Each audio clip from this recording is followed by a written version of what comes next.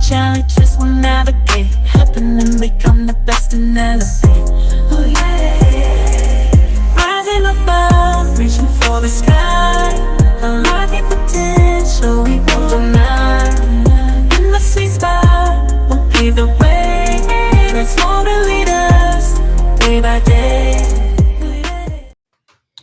Welcome back, my friends, to the Sweet Spot where IT leaders share the insights with other leaders and others that want to lead.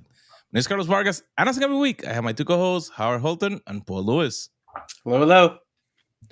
So how much time do you spend doing that with your eyes closed so that when I'm mouthing it, it doesn't distract you and you don't laugh? I actually, so You just look at the camera. I actually have to look at the light in the camera so I know that, because I'm like, I see you when you start like a little bit. I'm like, okay, he's gonna do it. So. I told you I did that on an airplane once, right? I was on a Southwest flight and I did it on an airplane. And so the flight attendant said, "Okay, smartass, you do it then." So I stood up and did it. And she was like, "Oh my God, you really do have the whole thing memorized." And I was like, In yeah. the mic? Well, they she didn't have a mic. Oh, She was Southwest stands at the front of the plane and in the middle of the plane, and they go through it. So and it's a recorded kind of deal happening? No, right? she just says it. Oh, I see. Really? Oh, really? Wow. Yeah, at the time. Yeah.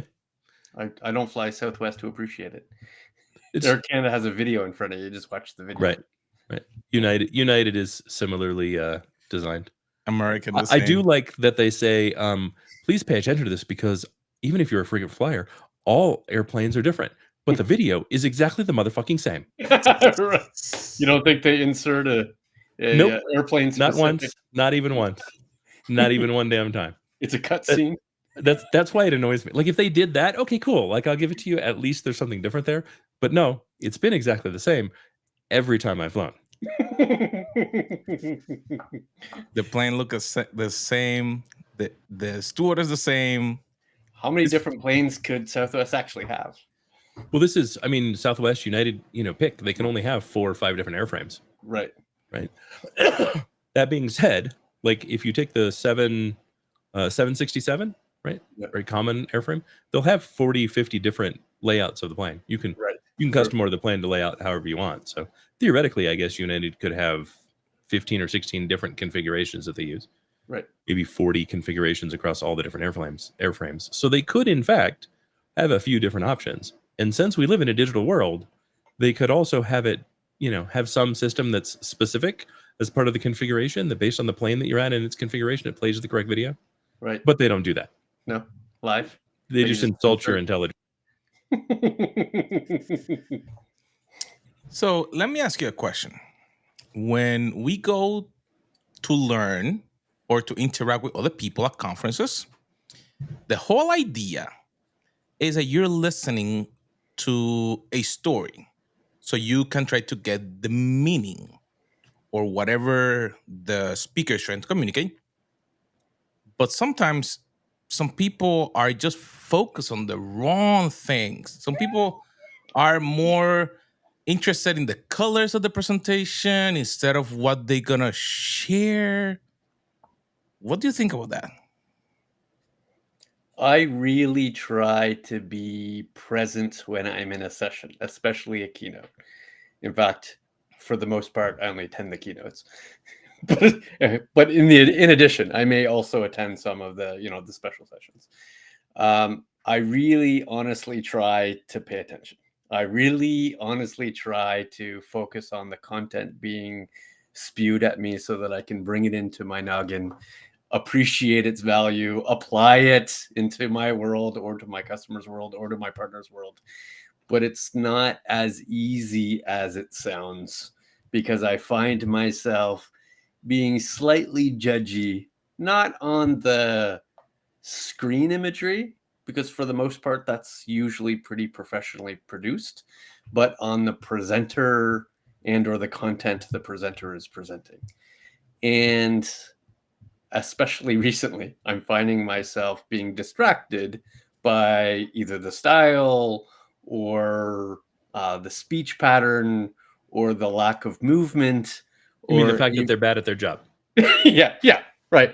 If your job is to get on stage Yeah. You should treat it like everything else, right? Could you imagine if the same people that got on stage treated the rest of their job as poorly as they did the stagecraft? Right. Right? Like you're paid to be on stage, but you're also a CTO. So is your code just as sloppy? Is your Right. strategy just as bad? Right? Now, big conferences make the mistake of bringing on the CEO and the COO and the CMO, all the CXOs, because the assumption is they have interesting, valid things to say when they're generally not prepared for an audience of like that. No, and again, right? When it comes to the list of responsibilities they have, they feed stagecraft not enough, Right. right? So go a little bit deeper in that, Howard, because I know you have perfected what you do, and Paul also. How does a leader start perfecting it? Because I know that that's something very important, because it's different from giving a presentation, let's say in camera, or what we used to do in a conference room to be on stage. It's different, but I don't think it's that different. You know what I mean? Like it's different to work on camera versus work on in the theater, right? So doing TV and film is different than doing stagecraft, but it's not that different. It's not so different that you have to relearn everything when you step off of one and step into the other, right? Yes, for sure. If you're doing TV and film, there are cue cards. You can read right from them. Right. You can take multiple takes. Correct. You can go, oops, I messed that up. Matter of fact, I was recording a training deck a couple hours ago. I must have made 50 mistakes. Right? I'm working from a script in that case. 50 mistakes. The only time I ever work from a script is I'm recording training material that must match slides. Right. The rest of the time it's extemporaneous. Like I don't have a script. Even when I stand up on stage, I don't have a script. Why would I use a script? That seems silly. I actually find it almost impossible to record something by myself in my office and hope that I could get through it in under 10 times. It's almost impossible. I kind of need an audience. Even if it's just one or two people that are producing with me, I can't. I am too judgy of my own content. And any one slip up of the tongue, I stop the recording and restart the entire presentation. Do you start all the way from scratch? Yeah, I'll stop it completely. I might even close the meet just out of frustration. No. Reopen the meet again. Okay. And I start from the bullet point, maybe if it's early, the slide itself. I see. But I'm not restarting the production crew can. Oh, the production crew is good. That's their job. Sew it together. They sew it together with some problem. Like I'm not gonna lie, right? There have been some times where I talk kind of fast, right? And so I didn't leave enough of a break and made it a little bit hard for them. But they still make it work. They still get it together. Yeah. We need to talk, guys, because there's tools for that. You don't even have to do that. But yeah. So but there's other things the production team really focuses on that the AI tools can't do, right? Like if I say, okay, this slide is fundamentally the same as the one that I did in this recording, just take the audio from that and place it over. AI is not going to do that. Not yet. We may get there, but it isn't doing that yet. And yeah, I could have it run through. I could just make the mistake and then just restart the slide and just go ahead. But it's almost like I don't want to burden the production team with sloppiness. That's funny. Clearly, I said the wrong word, and now I feel like an ass. So I'm just gonna throw it away. And so I had a 2-hour block to record this thing. It took 1 hour and 48 minutes of actual recording time, like click record and go, without doing what you said. Right. And this was the only block that I will have for the next 45-ish days. Right. Right. And initially, so you're under extra pressure, is what you're saying. I just don't have time. It's not pressure. I don't feel pressured. Like pressure is something you should feel. I simply don't have time. There's just not another block of time that I could use. Right. Therefore, it has to be done. And so, I get it done. Also, when I do things like that, it's flushed. It doesn't stay in memory. It goes to the cache that's between my eyes and my mouth and no further. Right. So likelihood you would repeat it is low. If not, it's zero. Non-existent. Right. It's not designed with that purpose in mind. It's not designed for me to repeat the training on stage. Were I to do it on stage, the focus would be on Howard's commentary, not on the script. Right. Howard's commentary on Howard's script. Well, kind of, yes. So what will be the difference then when you think about what you guys are seeing in some of the events that they're getting this that you guys are getting distracted? Are they not covering the topic? Are they just wandering everywhere else? They make it about themselves. So when the CEO gets on stage, the CTO, the CMO, the founders, right? When they get on stage, they believe they're the attraction, not the content. Okay. And therefore, it's almost like the content is secondary to them. The story is secondary to them. They think that what they say, no matter what they say, is amazing. When in fact, that's a huge gap and a problem. Because while there might be 15% of the audience that knows who they are, and 5% that is actually, fans of this particular CEO or CTO, the vast majority of the audience is not. They probably have never seen them before. It's the first time they've been to this particular conference. They might be aware of the technology, the tools, the product, whatever the thing is. Yeah. But they're clearly not aware of Joe Smith that's up on stage and has been doing this for 30 years. Who knows, right? It's also weird because every single one of them, when they do their events, hire a personality. Right. Guys, if you were that big of a get, you wouldn't need to hire the personality. Right. Right. The fact is, even at your own events, you hire a personality. You hire a Michael Jordan or a Magic Johnson, both of which Johnson, fantastic public speaker. Right. You hire Shaquille O'Neal, who I will watch speak every single time. You hire a Simon Sinek or somebody like that, right? The fact that you're hiring them means you're not that kind of get. You're not them. So stop pretending that you are. And then they make it about themselves when they do a panel. So this last one I've been to, there were 2 panels. Panel number 1 was AI centric. So there was a couple academic and sort of journalist AIs. The second one was more celebrity, right? There's a couple actors that were on stage. But the moderators were still the CXOs who still made it in many ways about themselves, which I thought was odd since the panelists in that respect were in fact the experts of both topics, whether that be celebrity and or AI. So in those circumstances, you need to take a step back. Like when I'm doing a panel, I might do an introduction of myself and the panelists, but then every single question, every single interaction is to ensure that they are maximizing their content to the audience. I might interject and add value or add a follow-up question, but it's not about me at that point. It's definitely about them. And the more that I can get them having a conversation, the more audience is going to receive valuable content. But when you're the celebrity CXO, then you think you need equal weight in the panel, which is just doesn't work for an audience. You're not as interesting as the other people that are on the panel. That's kind of what it works out to. Well, and again, it's not the point. Right. Even if you are just as interesting, it's not the point. Right? So put your ego aside and deliver the content. The speaker is always the content. That being said, it's not always interesting if it's just about you. Right.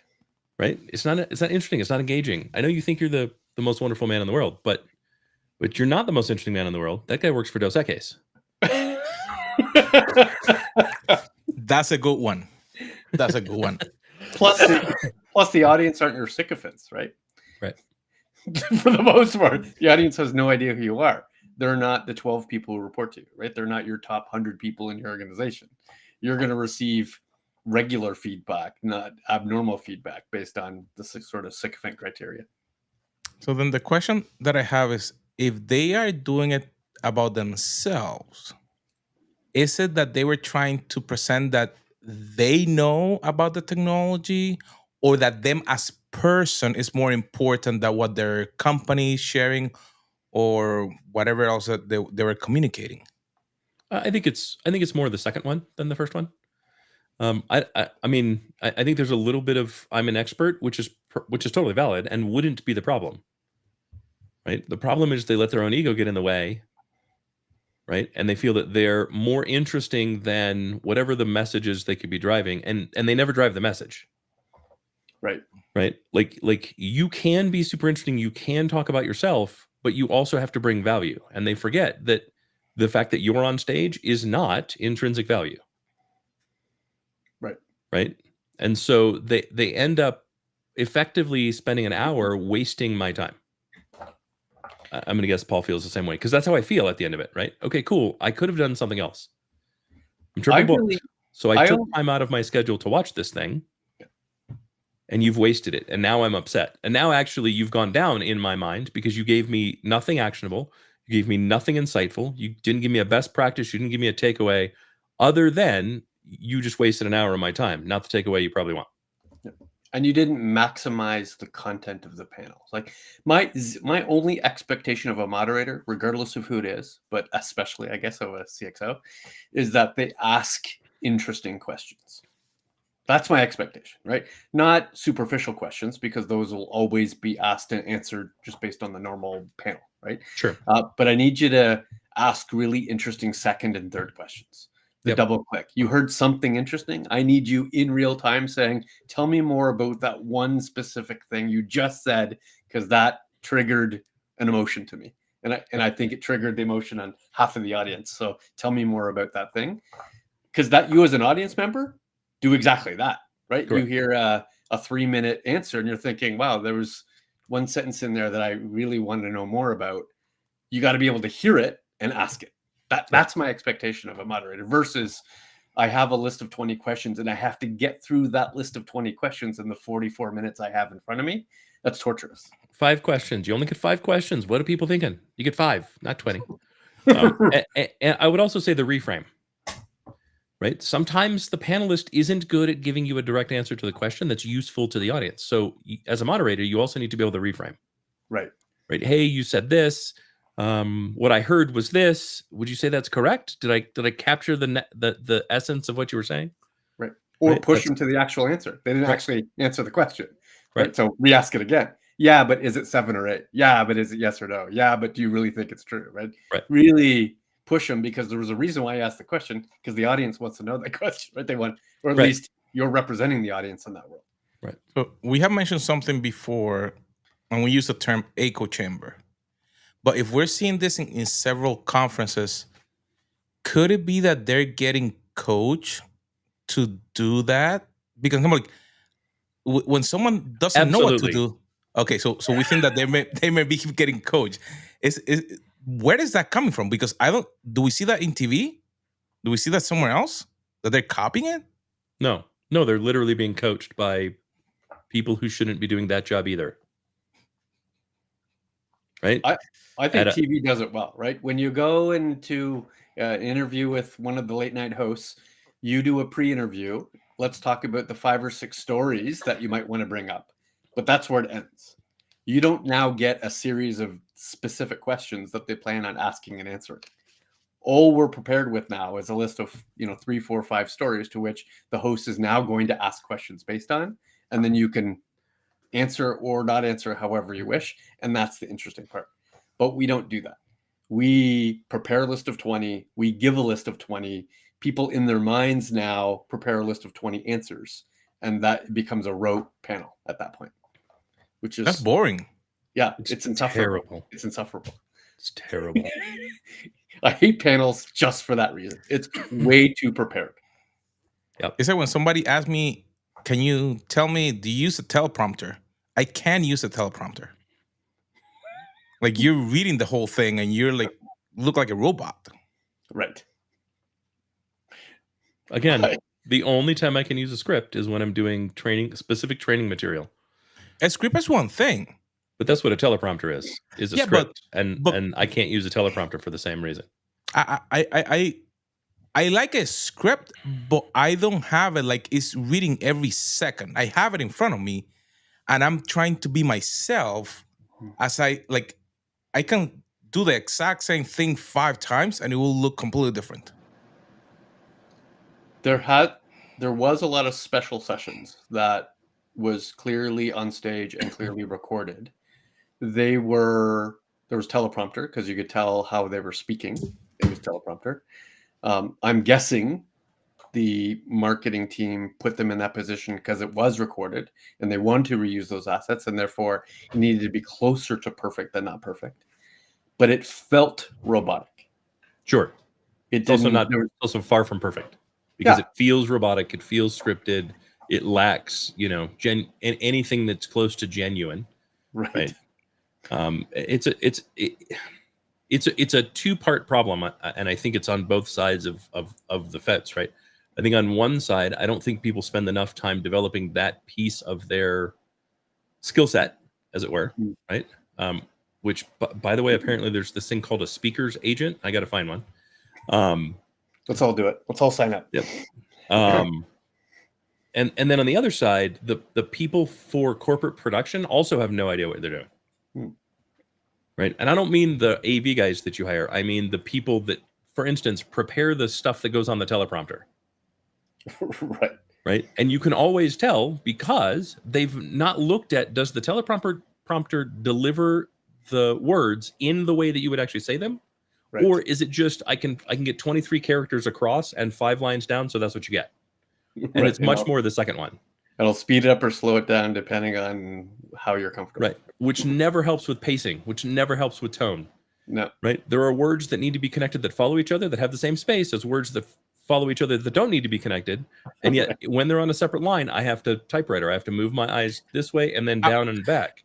I was They gonna should say always be that. on the same line. Like, That's how you know when somebody's reading. You see, like the eyes are just moving and like.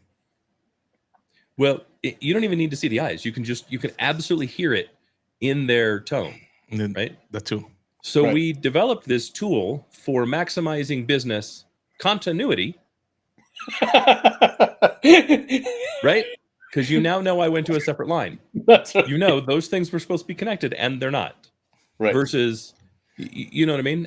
And you can always tell because the speaker notes or the teleprompter is just stream of consciousness style instead of a script, Right. which has to be written in the same way that you are to speak it because you will read it out loud.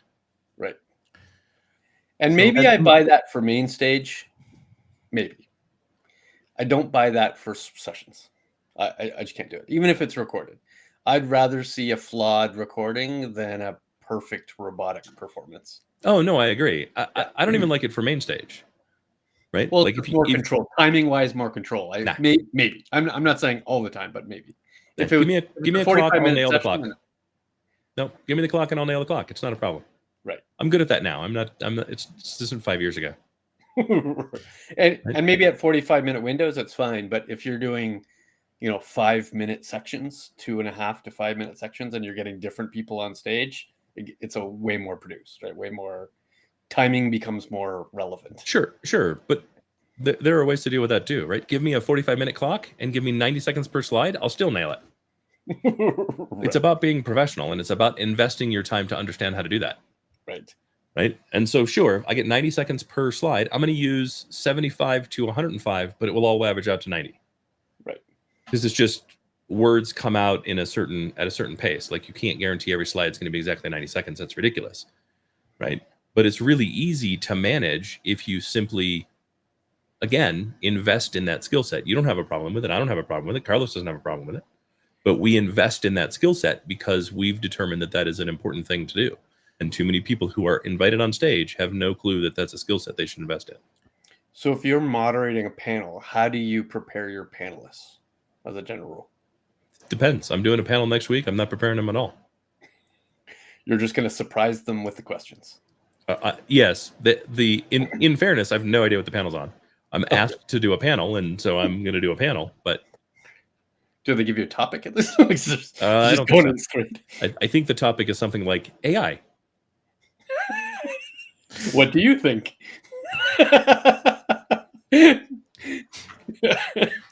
So let me ask you then a different question. If we're seeing that, is it big conferences, like companies that have like huge environments that are very wide and they bring a lot of people, or also smaller conferences that actually may attract like a specialist persona, smaller crowd? Which one are you seeing? Both. Like the one that I'm going to this week is tiny, right? It's all C-level executive, big organization kind of people, but it's very small. And then I'll go to one that's 25,000 or 40,000 people. And I see the same problems in all of them. And you I can also see the problems in technical presentations, less so the speaker, because in many ways the audience nor myself have very little expectation that the technologist is, has the stagecraft required. I kind of buy into that. What I don't buy into generally is the prepackaged demonstrations. So I watched several demonstrations in the last couple conferences where there was a lot of prompt engineering, and the prompts that were used came from the clipboard. right. And they were showing amazing application development in Sure. 10-minute sprints. And I had to ask myself, not unlike I guess half of the audience, how long did it take you to figure out those prompts? Because it looked really smooth, the dozen you used to create this 10-minute demonstration, but you're not talking about the 80 hours it took to get to the right prompts to put them in the clipboard. Sure. And Right. and I will say someone should have done that because I've done live Gen AI demos as well. I only come from the clipboard until we get to the Q&A. Like when I do Q&A, then Yeah. I'll type. But Right. I can't type and talk at the same time. And if I've got to type for 30 seconds, it's dead air, and that's bad. Sure. And no one wants to wait what is a cumulative 3 or 4 minutes for me to type what I could paste in 4.5 seconds. Yeah, it's not the clipboard that I'm concerned about. It's that they're wowing us with how fast I can build an application, not really talking about what it took to get to that point. Sure. And that's what I mean. They should have talked about that, right? They should have said, hey, like, while you're going to get code output here in 3.5, 4 minutes to build this application, the fact is it did take 8, 10, 12, 40 hours, whatever, Right. to find the right prompts and get to the point where it was these specific prompts. Right. Right. These And- prompts and- in this order. Sure. And frankly, what would have been interesting is start the whole conversation that way and then go, Right. cool, let's talk about how we got to there. Right. Right. Let's talk about Sounds good. the lessons that we learned, because that's the beautiful thing. Once I figure out a prompt that works, I don't have to spend 40 hours to create another one. I spend half that time and then half that time again, and then half that time the next time. Right. Until like now, my prompts are pretty damn tight. Right. I'm pretty good at getting what I need from Gen AI really, really, really quickly. And it's now to the point where, like, if I use a prompt twice, cool, I create a new application. Right. That has that prompting, that has the basis of that prompt built in. And then I'm not regenerating a prompt, right? But that's what prompt engineering is. Again, it's engineering. So we need to view it just like every other discipline that we do. And I've seen the same thing. And it's like, why did you bury the lead? Like, you didn't even talk about the lead. The lead was, what did you learn to be good at the prompt engineering, not what can Gen AI do? That's 2 minutes of a conversation. Right. Here, I did this great thing with Gen AI. Cool. Let's talk about how I got to the point where I could do this thing. And let's talk about how to make that a repeatable lesson, a repeatable skill, a repeatable thing that you do. So it becomes part of your tool belt and not the magic card trick that I showed on stage. Right. I only have one thing in my clipboard when I do prompt engineering, and it's always the suffix to the prompt, and it's in the voice of Hulk Hogan.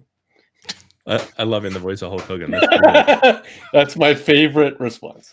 I will say it won't be such a problem now because you can use your voice as the prompt now, Right. and that's a whole lot better. So you could actually do that on stage if you wanted. But In fairness, code looks weird when you use that. it's true. It's true.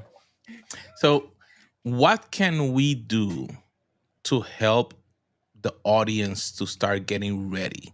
Because, like you The mentioned, audience or the speaker? well, the audience that is listening to us, our audience, Our audience. that are listening to us and say, oh, I definitely was not aware that there was a difference.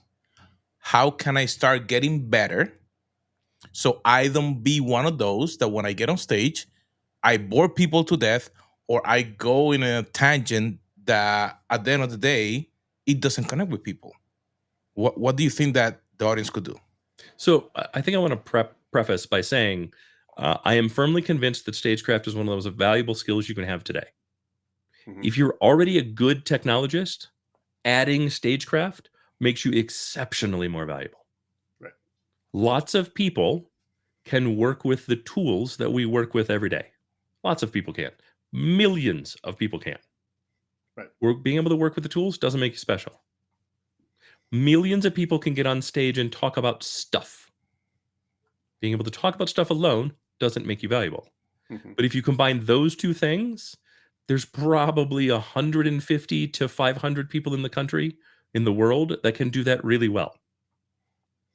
Right? That have a thorough understanding of technology or whatever the field is, and have the stage presence necessary to carry that to an audience small to large. So I want to preface by saying this is not just, I think you should do it because it's neat or it's interesting or I enjoy it. I think you should do it because it's an extremely valuable tool. So that being said, here are the things that I recommend. Record yourself on Zoom. Use Shakespeare. Use a poem that you like. Listen to someone else do it first, a professional do it first, not the kid down the block, not the high school theater program, but listen to a professional do it. Then do it yourself. Do it until it seems comfortable and it sounds good to you. Then record it and play it for someone who kind of cares about you, a friend or a family member. Right. And get them to give you honest feedback and work on iterative improvement. You had a pause there that was weird, or I think you mispronounced this word, or whatever it happened, or don't do the accent. Right? You're not Scottish. Don't Right. pretend you are. Because you're trying to get down tone and intonation. You're trying to be an engaging speaker, which is about modulating your voice, modulating your speed, modulating your tone, modulating your timbre, right? And finding that kind of place. Don't worry about the content. Use some of the world's best content. It's already been created for you. Worry about your delivery. When you're confident with your delivery, change the content and move out of the comfort zone of this is some of the world's best content, and thus it was made to sound good. And start looking at content that maybe wasn't created to sound good. And as you go through it 1, 2, 3, 4, 5 times, change it until it sounds good. Change it until it flows, and understand how to take poorly written content that was never designed to be spoken out loud and turn it into content that has flow to it, that sounds good, that doesn't make you trip over it and doesn't make you tongue-tied. Paul? I'm a huge fan of writing your own copy, especially if you're expected to speak it, either in stage or in a webinar. It is very difficult to read and speak somebody else's copy because they don't have your voice in mind for the most. Now, it doesn't necessarily mean you need to start from scratch all the time, right? Start from somebody else's copy and modify it, but don't try to do it live, and definitely attempt to go through it before you start the speaking game. My most important, I guess I would have two philosophies. One, you've been an audience member way more than you've been a speaker. So remember all the times you thought it was good and you thought it was bad, and reflect upon that when in fact you're on stage, right? Do that work, because I bet there's a bunch of sessions you didn't enjoy and a bunch of sessions you thought were spectacular. Mental checklist, those things, because that's interesting. That's number one. Number two, just because you're the CXO doesn't mean you should be the star. Especially if your goal of an audience of 5,000 people is actually a combination educate and entertain. And if you're neither an educator nor an entertainer, you are not the person doing it. Amazing if you want to participate as a panelist, participate as, a 5-minute, hey, this is awesome, I think you should buy our stuff. Great. But don't be the moderator. Don't be the MC. Don't be the entertainer and educator. Be the something else until such time as you have that expertise. And when you do get expertise, and there's lots of CXO who has that, then jump into it. But the goal isn't to highlight your awesomeness, because while you might be awesome, at least to your sycophants, you're definitely not awesome to the vast majority of the people in the audience who've never heard of you before. Probably couldn't, doesn't know your name in any real way. Yeah, your job is to make the interview good, which means making the interviewee sound good, right? And sometimes you're working with a rough interviewee. True. Right? but it's everyone still needs to walk away going, wow, that was really engaging and really entertaining. And whoever the interviewee was awesome. That's how you know you did a good job as an interviewer. Yeah, I've interviewed many people who've never been on stage before.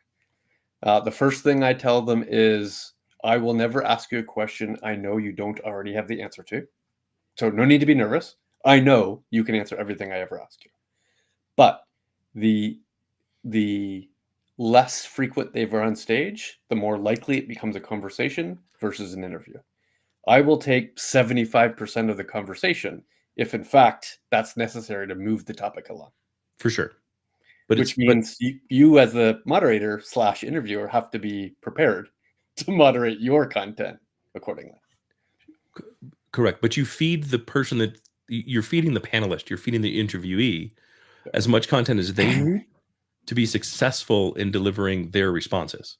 Right. Sometimes that's 4 words. Right. Fantastic. Talk to me about what you've been doing in AI. Sometimes that's all you need. Sometimes it's 90 seconds to get a 20-second response from them. Right.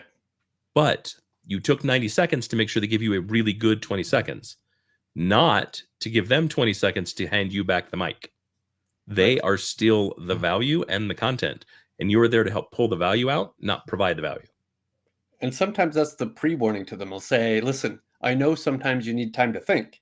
So my preamble will be slightly longer to give you that think time, so that you're ready when I'm done the 30 seconds to say your 20 seconds. Right. Like, I'm going to give you the room, and you just use the room when I give it to you. So is it that they're afraid that someone else will take the spotlight, or is that they really haven't been trained correctly in that interaction? Uh, You mean the CXOs? Yeah. Ego. You see, I don't think it's only ego. Yeah. What else do you think? I mean, I think some of it is they don't know how to frame a quick response that also sounds intelligent and carries all the things they want. Sometimes it's ego, right? And they're trying to get like all of the information out. Right. Like that's one that I see. If you're on a panel, you have 30 to 45 seconds for a response, not 2.5 minutes. It's Right. boring as hell, and you always seem like an ass. Right. Always. Yeah. Right? Unless someone is asking you, hey, this thing just happened in the news. Can you break down the legislation from that? Right. Then You're probably not going to be able to do it in longer. 30 seconds to 30 to 45 seconds, right? Okay, cool. You might need 2.5 minutes, but they're setting you up for 2.5 minutes.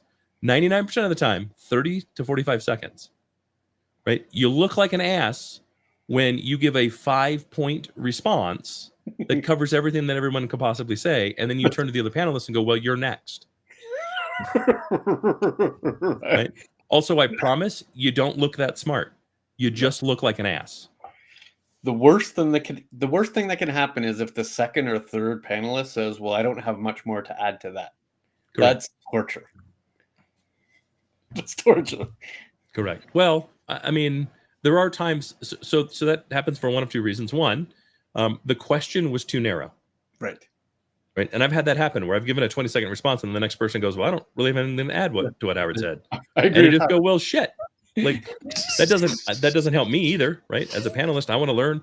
I really want to argue with you. That's like the gems are being able to go, actually, I disagree. I disagree with what Phil said. I think it's this instead, right? Because if you can get a little back and forth going, a little 20-30-second back and forth, that is so engaging and so interesting. I'm glad you mentioned that, because the panel that was an academic versus a journalist, I was really hoping for disagree. I was like, this is going to be good, right? Because somebody's going to be a purist and somebody's going to be a realist, and I want to hear this battle in some way, right? And they're probably both right, and both wrong, maybe. But I wanted to hear it. I wanted Sure. them to say, sure, you could think of it that way, but that's not how people in the real world actually do things. Right. Like, that was just interesting, but that never happened, right? Because it was a lot of CXO ask academic question 1, CXO ask journalist question 2. Right. they Those are didn't get terrible that. too. They didn't get to answer the same question. I'm like, well, that wasn't helpful. No, it's not helpful. It's boring as hell. Right. Like I don't even need to look for the conflict, but I really would like two perspectives if you have two people up there. Yeah, at the very least. Right. Yeah. Like holy crap, man. Don't go, hey, I've got question 1 for you, I've got question 2 for you. That's 2 different interviews. Why are you having That's people right. wait for 2 different interviews? That seems like a waste of everybody's time. That's right. Well, let's just do one at a time then, because Right. This is not effective. Right. I've done those, and they are painful to be a panelist for. Right. Where you're like, ooh, I've got a really good. Oh, I don't. That's right. I don't get to respond to that. That's stupid.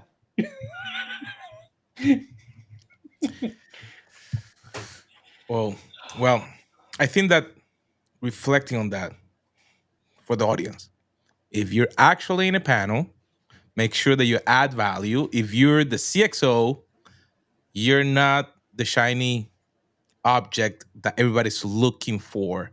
You're there to get the other people and make them look good. Use your influence so then they can shine, and they will make you shine because they were shining.